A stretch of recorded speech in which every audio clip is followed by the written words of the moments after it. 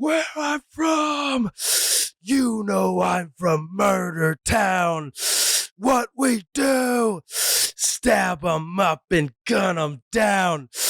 When they fall, keep shooting to make sure they're dead. Where we hit 'em, in their hearts and in their head.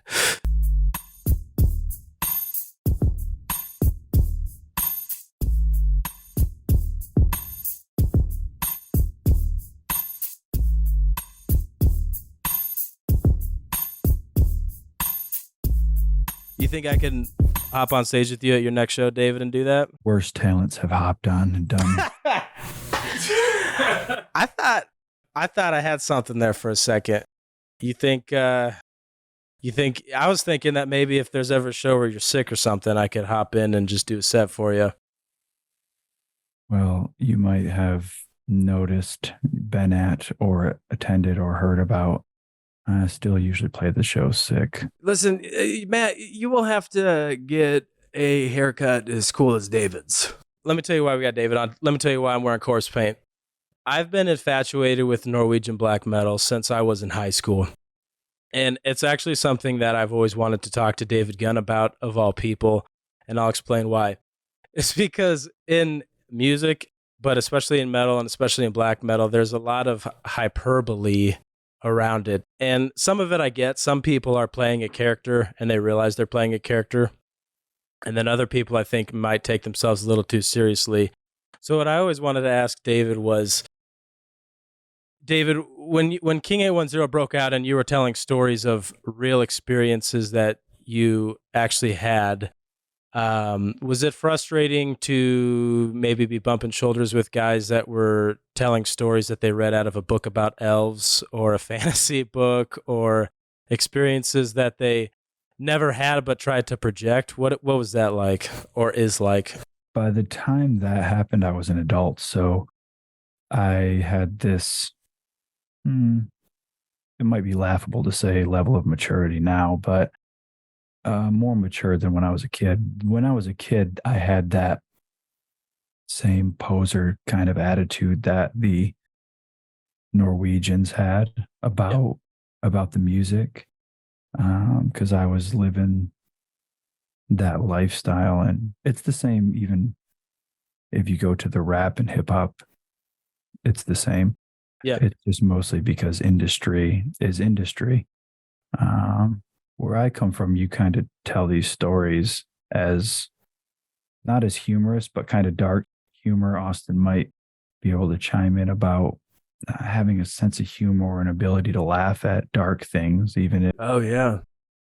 Gallows humor. Gallows humor. So these are things you just talk about off the cuff anyway. You know, half of the things I talked about, I was already convicted of. It was public knowledge. So it wasn't strange. And I learned pretty quick, though, that this really wasn't table talk that you should be sharing, because the industry is just that. It's just an industry. But it wasn't a thing where I was trying to come and this person or this figure. It was more just my natural thing. This is how me and my friends talk. And I didn't think to self-censor or do something like that, if that makes any sense. That makes complete sense. It's kind of like, I think 50 Cent had even talked about that. He's like, I didn't run around and tell people, look at my gunshot wounds. And he actually tried to kind of hide it because he got dropped. When he got shot, he got dropped from the label. What label was that? I think it was Island, I believe. But I could be wrong, or it could be Columbia or something like that. But yeah, it was looked down upon.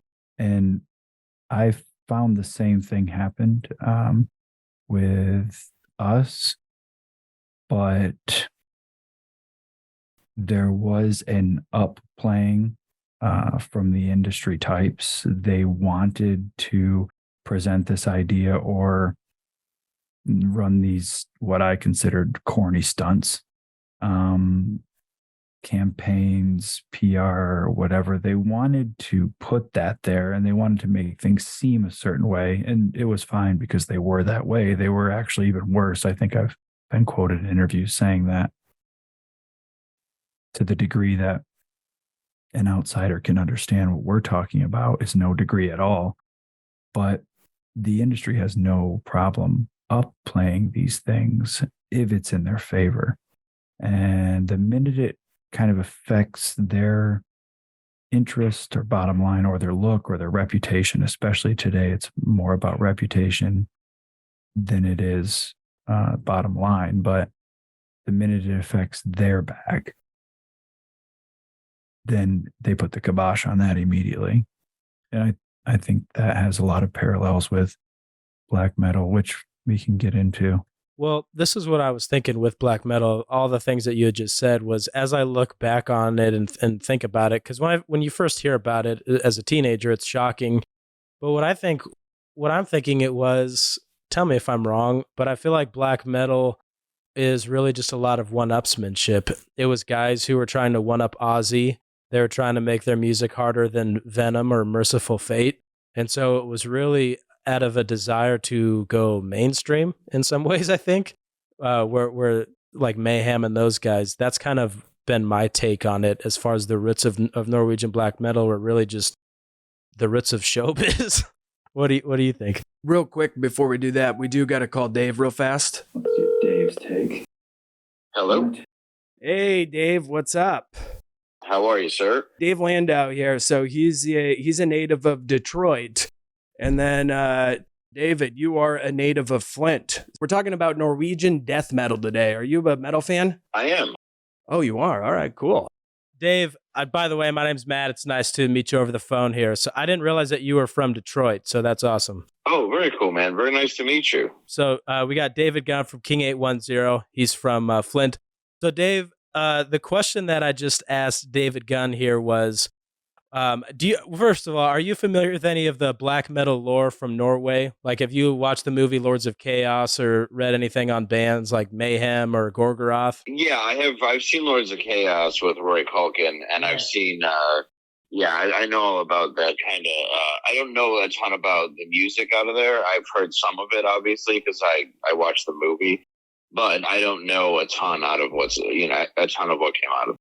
So my question here right now is, was really the Norwegian black metal roots just the roots of one-upsmanship, of just trying to one-up each other, trying to be more over the top than Ozzy, trying to be harder than Venom and Merciful Hate, more so than it was guys who were, had a core belief in Satanism and actually being heavy metal terrorists, as they might call themselves? Yeah, that's what I think it was people trying to outdo one another and kind of start, like they were starting fires, they were burning stuff down, and one of them actually ended up being a complete sociopath. So, it just kept getting worse and worse, where I'm not even sure if at one point it was really about the music or actually about just, I don't know, burning down houses. I'm not really sure if it was which one came first, because it's odd, because you can look at it too. There's like, when you look at punk in the United States, there's, you can look at Iggy Pop and go, okay, well, that dude's punk. You can almost look at the roots when you go to like the Grandy Ballroom and look at Alice Cooper. I mean, not necessarily punk, but where a lot of it came from, like the Stooges. And you go, okay, well, yeah, there's punk. It's different. It's out there. But then there's G.G. Allen, who's just cutting himself open and crapping on stage, and you're like, all right, well, is that really about the music, or is that just seeing how far you can take it in front of an audience? Yeah, David Gunn's got my favorite take on G.G. Allen. He said G.G. Allen's a pussy because he had to be high to do any of those stunts that he did. Yeah, I can see that. I think it's really his brother, more or less, too, who was a pussy, because he basically took a guy who was obviously mentally ill and was like, just go hurt yourself, and I'm going to take the check. Yeah, does that sound familiar? It's just kind of ridiculous. So, yeah, it really, I don't even know, because I wouldn't call him musically talented if you really break it down. Like, Have you ever seen the movie Hated? I don't think I have. Okay, it's by Todd Phillips. It was like his student film. He's the one that did like Old School and The Hangover and all that. And he basically followed Gigi Allen around and interviewed him and stuff. And like you see like the real guy. And it really is just a story of like a brother abusing his brother. And by the end of it, it's just like really shoddy, grainy camera footage of a guy like walking around, you know, like right before he ends up killing himself, which he didn't do on stage, which he kind of promised. I know.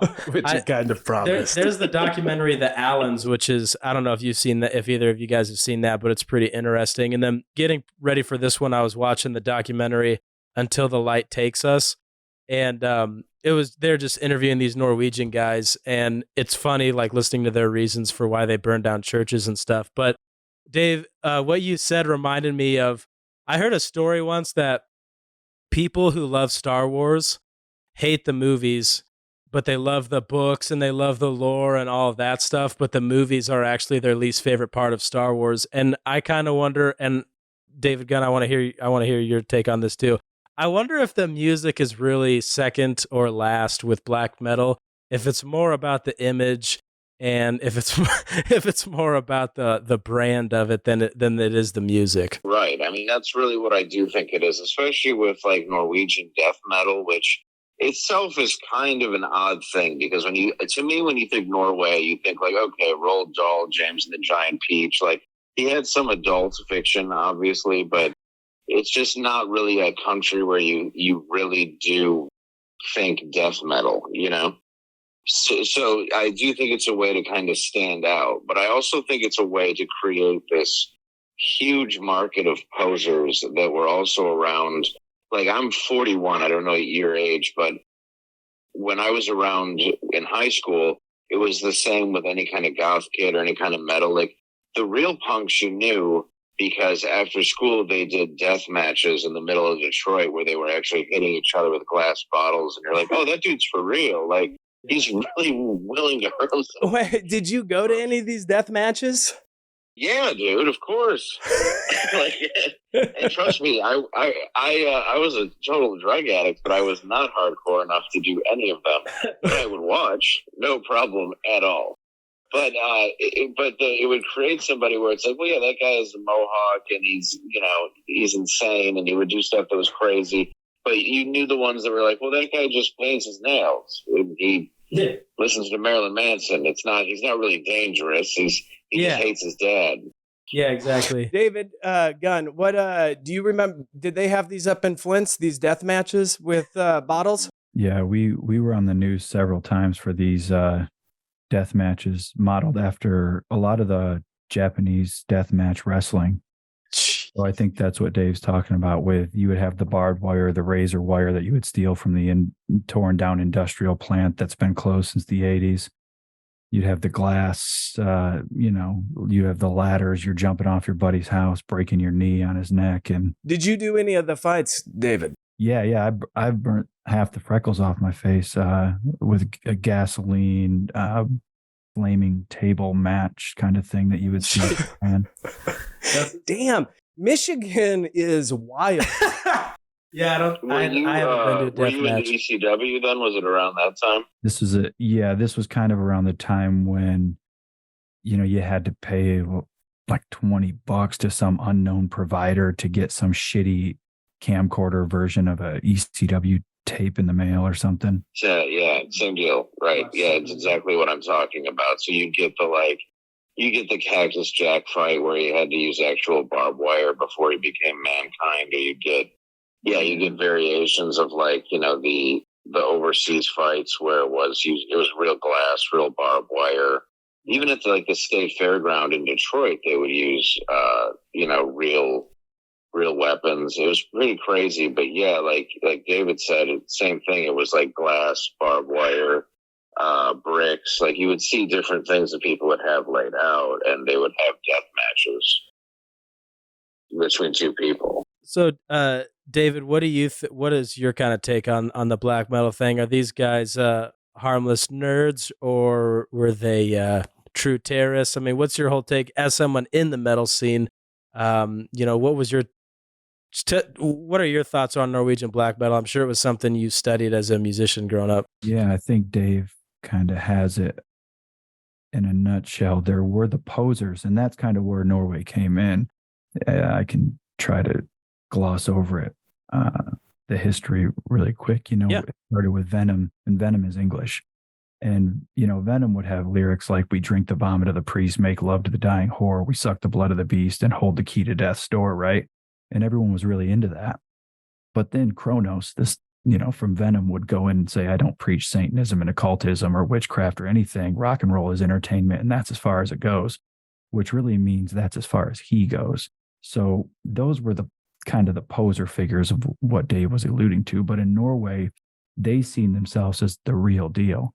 So when Dead from Mayhem shot himself in the face with a shotgun, which in a way is the real deal, Euronymous blamed the socially accepted scene of death metal. He said, he lived for the true black metal lifestyle, black clothes, spikes and crosses. And today there are just children in jogging suits and skateboards and hardcore moral ideals, which has nothing to do with black. And he wanted people to fear black metal. And he claims that's why Dead killed himself. So I think Norwegian black metal, with the burning of the churches and things like that, those could be defined as real warriors for, say, something like a paganism or an old world, old god thing, that are really kind of acting as activists against, the invading, what they called the revenge of the church, the Crusades, or the church invading their country. They kind of had this nationalism for the old Norwegian, they're naming their bands after Tolkien novel characters and stuff like that. It's a little bit ironic, but they had an idea, Yeah, I definitely see that. Yeah, absolutely. I mean, because they are fighting. I mean, they were completely opposite to what you would think of the country. And I mean, every band that seems to be legit has an extremely dark story behind it, like to another level than like just say American metal or punk or even England metal or punk. David, what are your thoughts on the whole? So I just want to dive into Mayhem just a little bit deeper here, because they were kind of the guys that really, I feel like, popped it off. They're obviously, leading that scene at the time. When you look at Dead, it's kind of sad because it just seems like he was a dude who had some serious, mental health issues and was around somebody who was supposedly Euronymous was constantly telling him, like, it'd be awesome if you killed yourself, and was in his ear at all times. And then, Euronymous ends up getting killed years later by Varg, gets stabbed to death or whatever. And so the whole band is just kind of, it's a very odd thing. So yeah, I was going to say, David, what are your thoughts on the whole relationship with Euronymous and Varg, and Dead as well? Yeah, this was before mental health was a trending topic, wasn't it? Yeah, he seemed like he was somebody who truly had some issues, not pretending. Yeah, the thing I kind of don't like conflating is black metal as Satanism. The Norwegian idea, the paganism, the old gods and stuff. Those are what we would call today, in politically correct speak, Satan adjacent. Okay. It's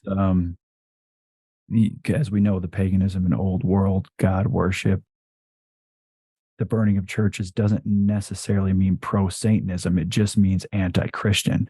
Yeah. And Satanism is even a weird term, but paganism is older than Christianity, and Christianity is a real hyper low resolution, black and white, binary, good and evil. So if you're burning churches, you are for the devil. But if you don't really claim to be for the devil, you're not really for the devil. You're kind of just for the paganism and kind of against the invasion of the church, because Satan and Christ kind of come in the same package. People say that Christ is derived from Dionysus and Satan has his derivatives in Pan. So these all predate Christianity. And I don't necessarily think if you're burning churches that you are Satanist. You just want record sales? Well, you could want record sales too. A lot of these guys were broke, but I think Lucifer comes in with Judaism and stuff like that. And I never make the leap to anti-Christianity being Satanism, because Satanism, as defined by Anton LaVey, is just a derivative Nietzscheism. Yeah, so what he's saying here is that like if you listen to Varg from Mayhem talk, he talks a lot about how Christianity had taken over Norway and extinguished a lot of their traditions. And when I listen to Varg talk, there's a few things. For one, he seems like someone who doesn't truly understand Christianity, but will sit there and tell you about it. The other thing that's interesting about it is that the first colonizer of Christianity in Norway was a Norwegian. It was actually a guy who was born and raised in Norway. So it wasn't like it was somebody who came, from Italy or something and forced it down on people. So I thought that was ironic when I was kind of doing research for this. The other thing I always think about with these guys, so what David's saying is these guys probably didn't even believe in the devil at the end of the day, which people like Anton LaVey, I believe, would say, oh, I don't actually believe in Satan. I'm basically just saying Satan is just a metaphor. Well, Anton LaVey was really just trying to have orgies and meet celebrities. I mean, that was really all that boiled down to was, I mean, that's why people are like, Sammy Davis Jr. was a celebrity. It's like, no, or was a Satanist. It's like, no, he was a sex addict. Yeah, that's spot on because it's completely different. Dude, we talked to Matt, had a conversation with Bruce Davis, Charles Manson's right-hand man, and he agreed to talk to him. And Matt goes, "So how'd you meet Charles Manson?" And he goes, "Oh, well, I ran into him and he said that he had all these girls that were just super horny and they were wearing him out and asked me to take care of them." So it's just like, he's like, "Sure, I'll be in your family. Who do I need to stab?" It's spot on. With what David's saying is that a lot of these guys, if you ask them, they probably wouldn't even believe in Satan. They were just against Christianity. So in their mind, they thought that they would burn down these churches and maybe reclaim that old pagan roots of Norway, right? Yeah, I think that's the difference between where it seemed to start with Venom and Merciful Fate and stuff. And then when the Norwegians and some Swedes came along, they took it to the next level, because as Dave just said, with Sammy Davis, everyone in white America said that Robert Johnson was the progenitor of all evil. This is like when the devil became infused with music and blues, and jazz used to be evil because blacks were in nightclubs possessing the whites with devilish hymns.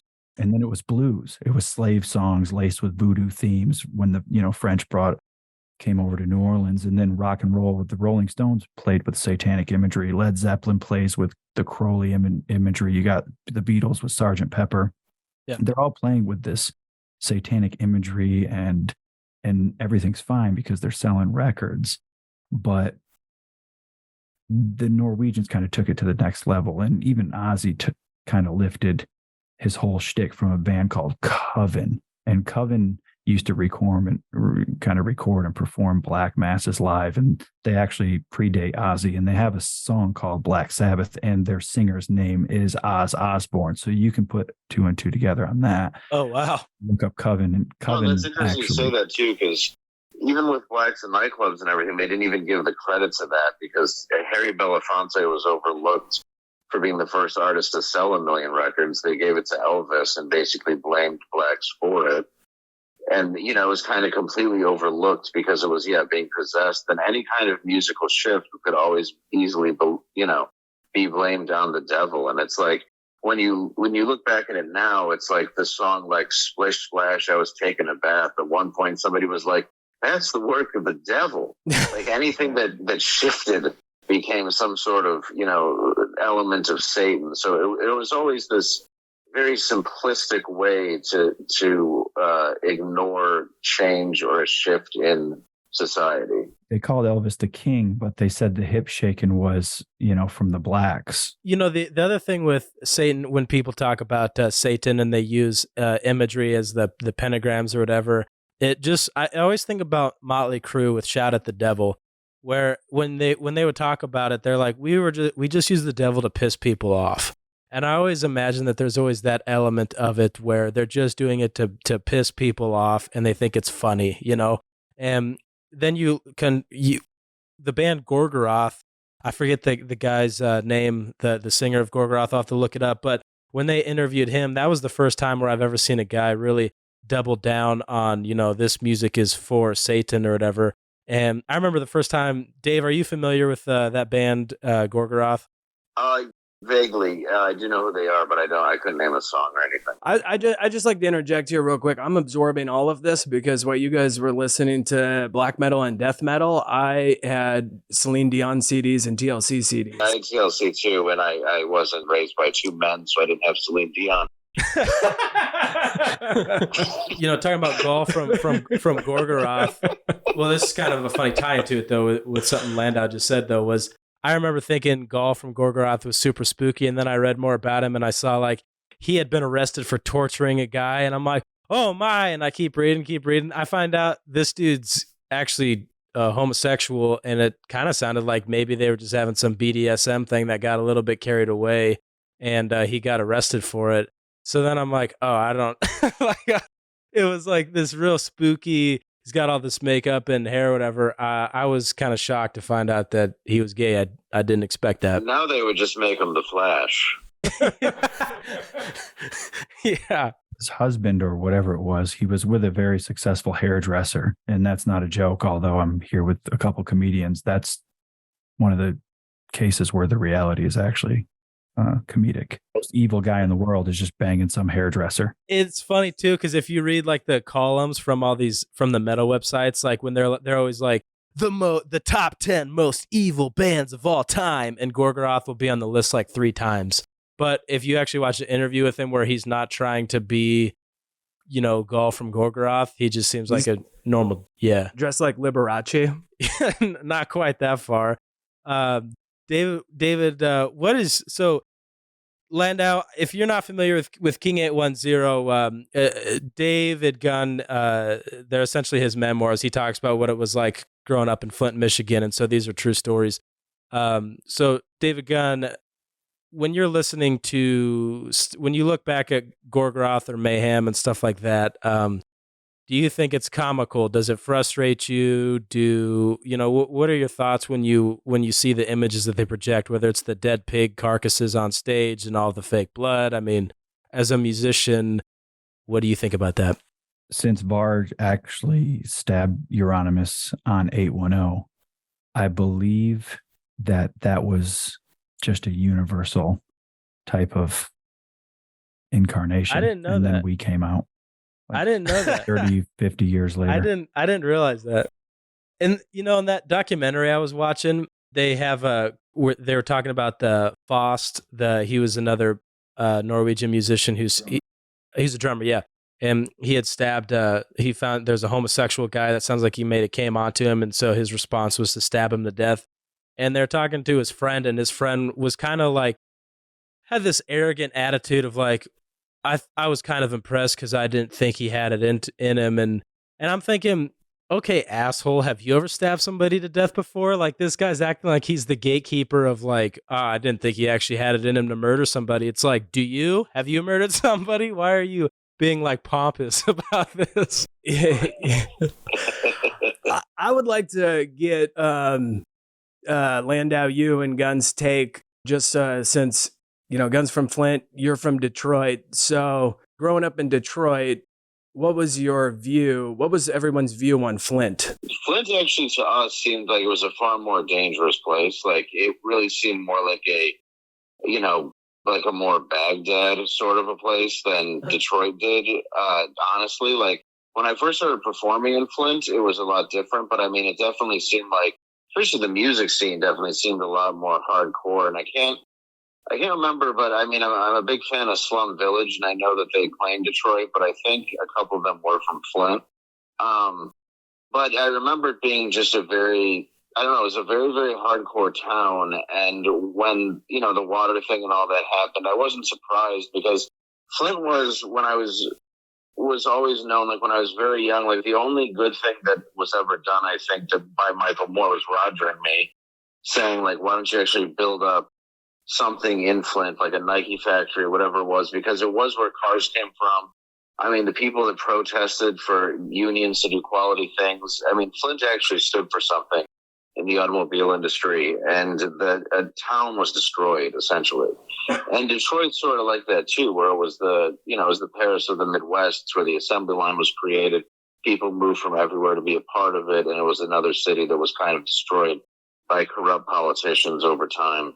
And but to us, Flint was a little bit scarier than Detroit was. And I mean, I used to go to raves and stuff in Detroit and both places. But yeah, Flint was it was a lot sadder to us, and I don't mean that as a negative. It just always seemed very barren whenever you would go through there. All right. And then Gunn, what is your take on Landau's take, and then kind of what you guys thought about Detroit?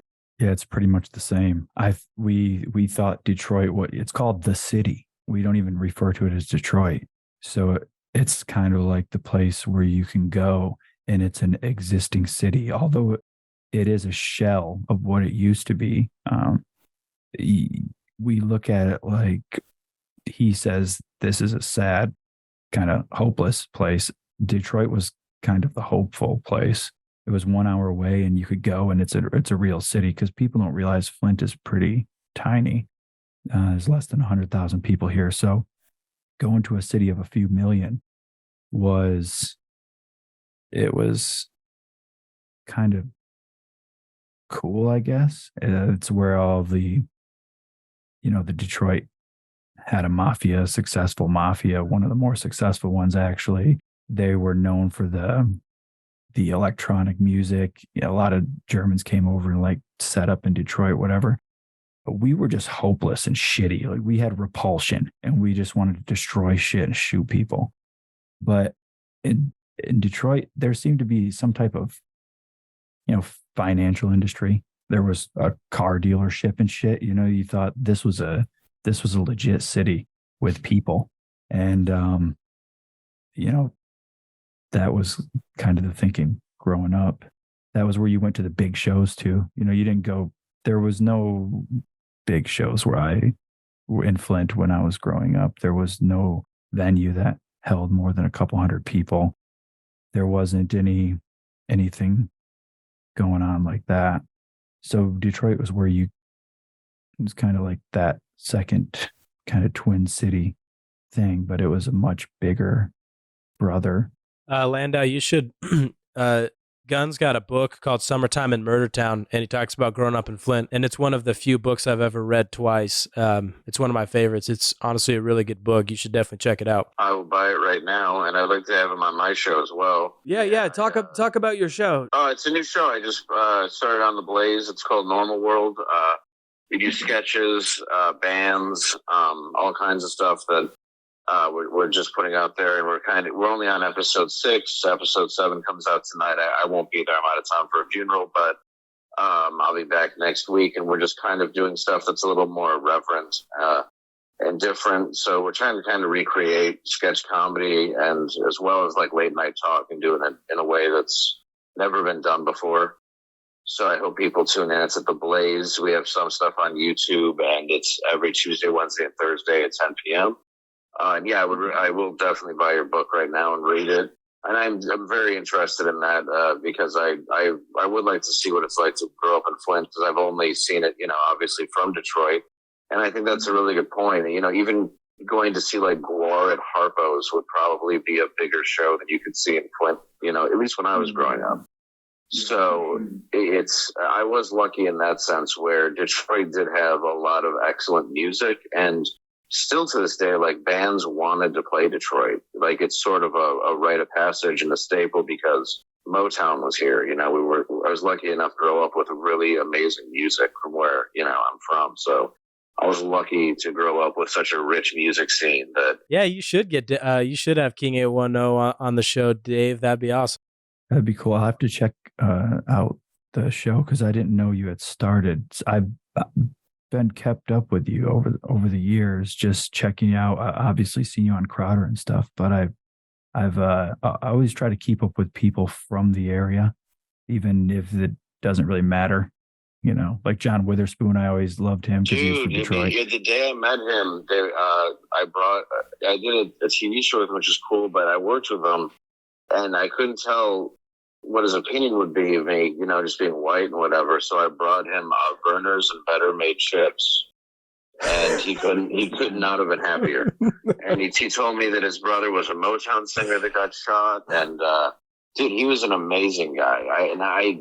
He had some crazy stories from growing up in Detroit. I think that's why most people think it's a rite of passage to play Detroit, because they think if they play a tough city, they're tough. Absolutely. And I did honestly just buy Summertime and Murder Town, How I Survived Were the Best documentary. Just bought. Well, Dave, I appreciate you putting that quarter in my pocket, man. I really. Well, that's a great title. It is. Suck at titling stuff. It's incredible. Perfect. Yeah, it is. Landau, it truly is. It's a good book. I need to ask both of you two Michigan boys, when Grit Sandwiches for Breakfast, Kid Rock's one of his first albums came out, did you guys bump the song Yodelin' in the Valley, or was that just me? What does Michigan think of Kid Rock? Well, hold on. I want to see if All right, have you go guys first. listened to Yodelin' in the Valley, Gunn, Landau? I liked him a lot. I have nothing against him, but it just wasn't my cup of tea when I was young, and that's not to be cooler than anybody. I didn't mind Devil Without a Cause, some of his earlier stuff. Oh, this was way before that. It wasn't really my thing. I mean, I'm happy to see him succeed, but he's in like Nashville, and I was more into Eminem, to be honest, at the time. Yeah, and especially Bad Meets Evil, because I think Royce the 5'9" is just an incredible rapper. I was just wondering if people in Michigan are proud of Kid Rock, or if they just don't. Oh, they really love him. Okay, cool. Dude, he sells out like the Little Caesars Arena like 10 nights in a row. It's bananas. Oh wow. We are proud of anything that happens, by the way. We are even proud to get on the number one list for murders. Of course, Kid Rock is doing us huge 100%. favors. So we love anyone that does anything. You know what? Right. I told David Gunn this, and it'd be cool to have Landau on it as well, because we could do a whole episode on the music from Michigan, like Seeger, Kid Rock, Eminem, the Insane Clown Posse, King 810. Dude, didn't Seeger own a comedy club in Detroit at one time? Not that I know of. There was he's connected to Main Street, which that song's actually about Ann Arbor, Main Street in Ann Arbor. And the Main Street Comedy Club became the Ann Arbor Comedy Showcase, but I don't know if he had a tie. Okay, maybe it was someone had told me that he hung out there all the time. Was there a balcony there? I'm like, he used to hang out at Mark Ridley's Comedy Castle all the time. Okay, maybe that's what it was. And then so did you ever perform at a comedy club in Flint in like the mid 2000s? Well, yeah, there was a comedy club there briefly. I can't remember the name. Yeah, I performed there and I can't remember it either, and I can't find anything on. There used to be a bar I played called Maxie's, and the comedy club was directly next to Maxie's. Being there. And I can't remember the name of it. Yeah, I used to work there, just bouncing people out on their head. Oh, dude, thank you. What was your craziest bouncer story? Someone tried to stab me, but that really wasn't crazy. They tried to stab me at work or not at work or whatever. And it was, it's just I can't think of anything really crazy. It's just more like regular freaky shit where, some guy's fucking some girls in the bathroom and whatever. He's drunk. You try to tell him to leave, even though you really don't care if he leaves or not, but they want him out of there, and you kind of think he's cool, but then he pulls a knife on you, so you got to break his wrist and shit. And it's just normal stuff like that. They had a lot of comedy in Maxie's though too. What's normal to him might be what's crazy to you. It reminds me of Chuck Liddell had the story where a guy came up to him and said, "Hey, I'm thinking about doing MMA. I'm 10-0 in the street."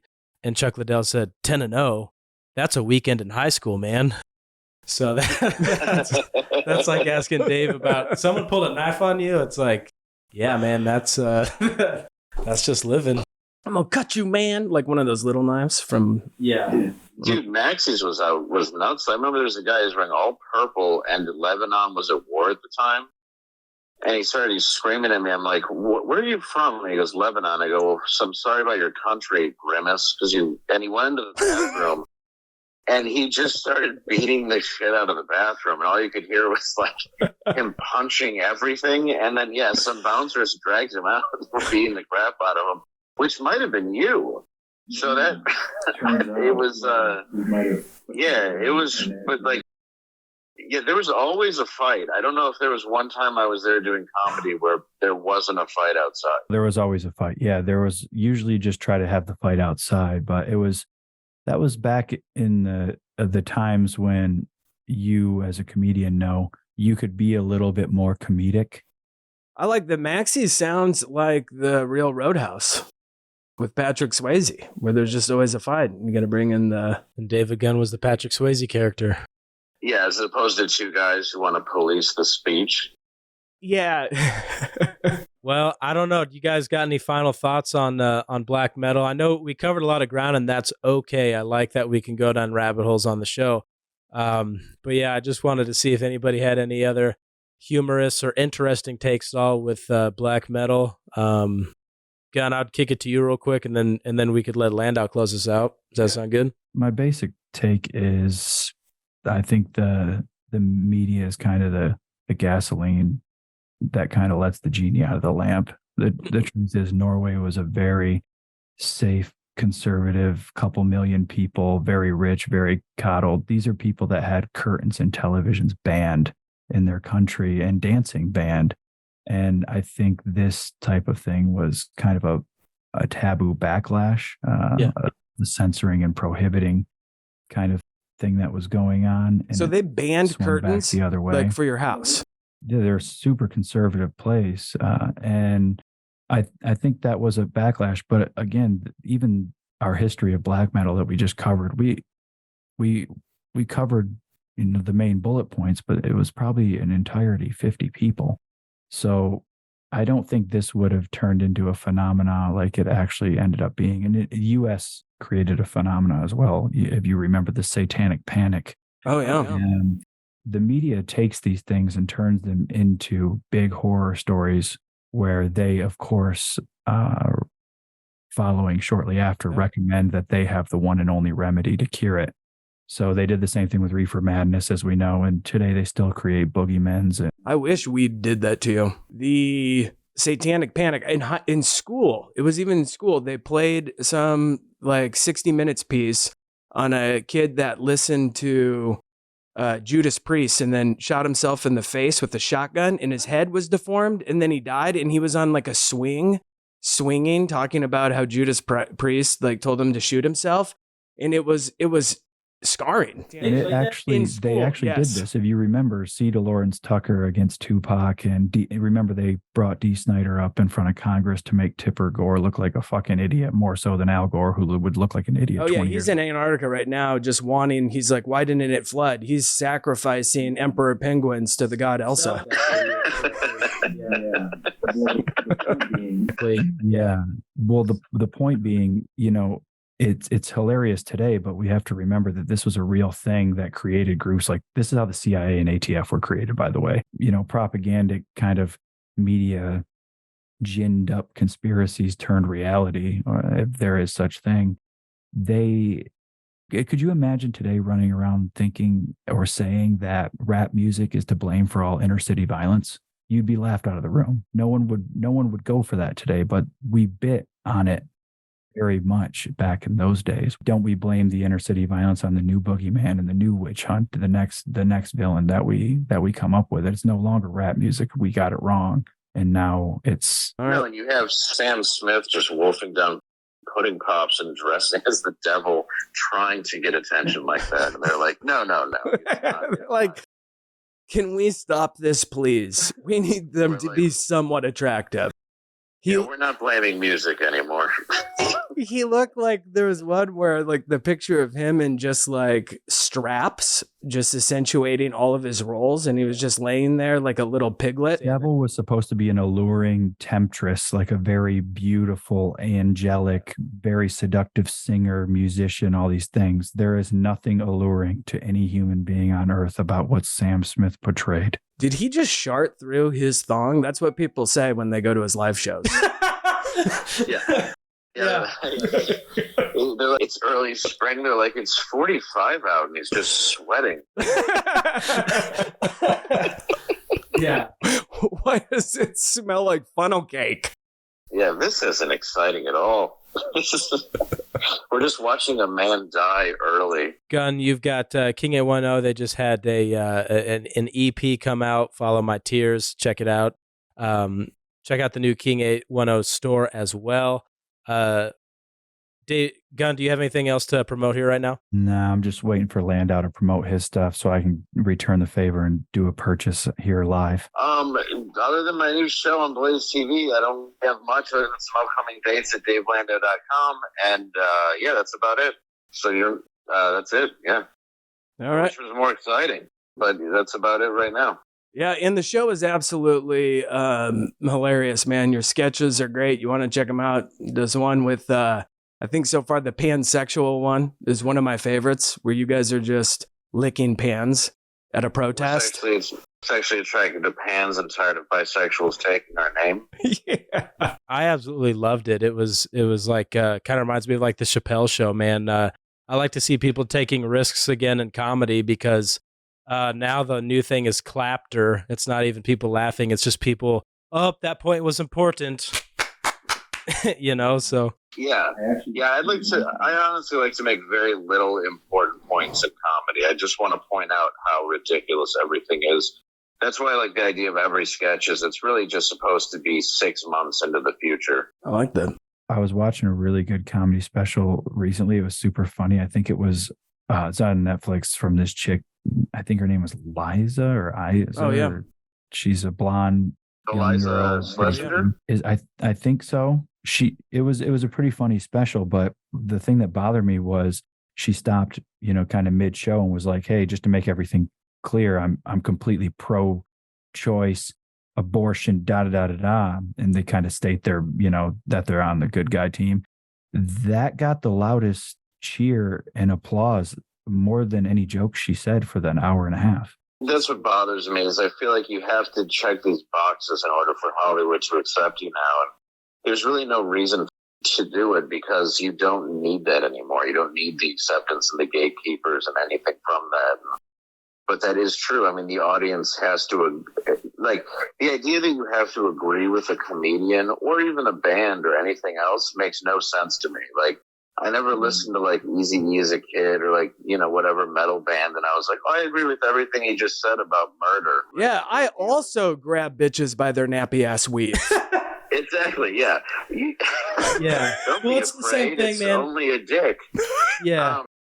It was, the idea was you were to be entertained by it, and then all of a sudden we're supposed to agree with whatever every artist has to say. It makes no sense to me at all. I don't know when that shifted, but I've never watched somebody because I've had to be like-minded to them. Yeah, that's why I like this show too, because it's like as we talk, we may not always agree with everything we say, but I don't feel like an urge to be like, hold on, stop. We need to argue this out, So it's okay to disagree with people. All right, well, thank you everyone for listening to Tool Shed Art Club. Of course, we have David Gunn and Dave Landau on, Austin and myself. We'll see you later.